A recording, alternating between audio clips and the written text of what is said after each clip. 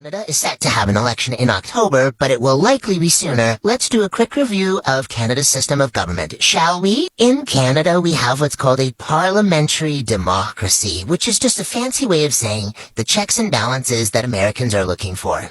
Okay, let's break it down. So we have our head of state, which is the king or queen, the monarch of England. In this case, it's King Charles as of fairly recently. And remember, this isn't a political role, it's more so a ceremonial one. And it is very different from our head of government. There are over a dozen other nations that have King Charles as their head of state. In Canada, our monarch is represented by the Governor-General of Canada. And the Governor-General is chosen by the head of state on the advice of the head of government, which is the Prime Minister, which we'll get to in a sec. And the cool thing about our current Governor-General is that she is the first Indigenous person to hold that role. And Trudeau is part of that. Then we have the Senate, and senators introduce and debate bills, investigate issues of public concern to committees, and lots of other cool things. There are 105 Senate seats, and those are all appointed by the Prime Minister. And they are appointed to represent different parts of Canada, and mandatory retirement age is 75, so we love.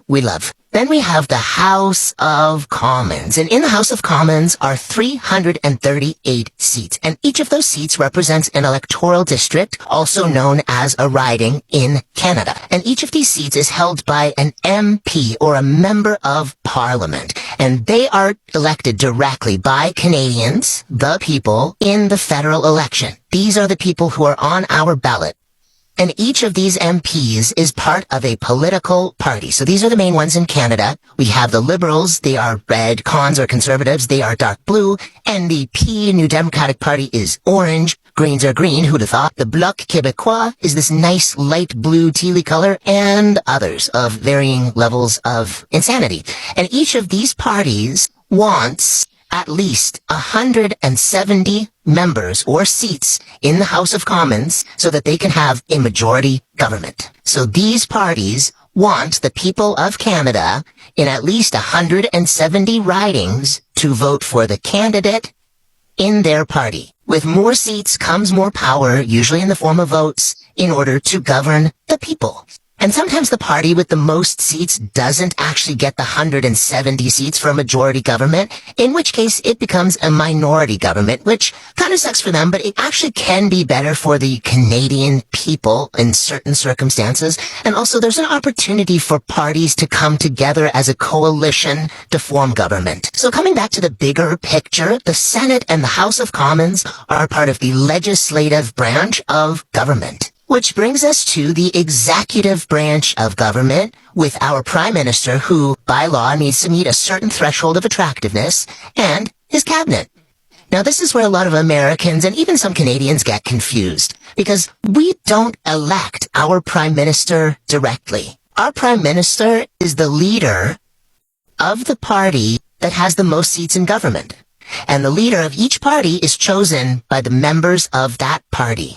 And who are the members of these parties? Well, 338 of them are here, but most of them are here. Canadians like you and me. Because we can join a party, and we can vote for that party's leader.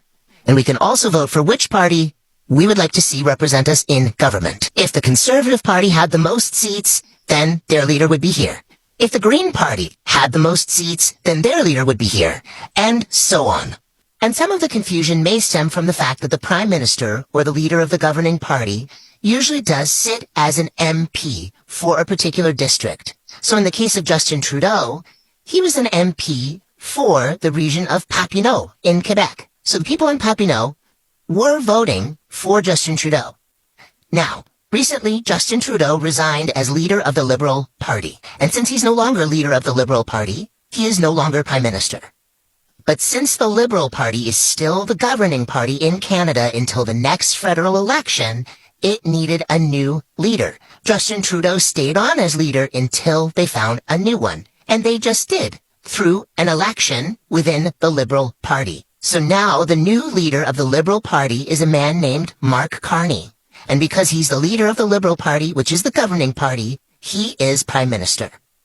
And the cabinet, which is full of all the ministers, like Melanie Joly, who's the Minister of Foreign Affairs and has been kicking butt on television, will stay the same until the next election, which again is scheduled for October at the latest, but is likely to happen sooner. Mark Carney becoming leader of the Liberal Party does not change the seats that were voted on by the people last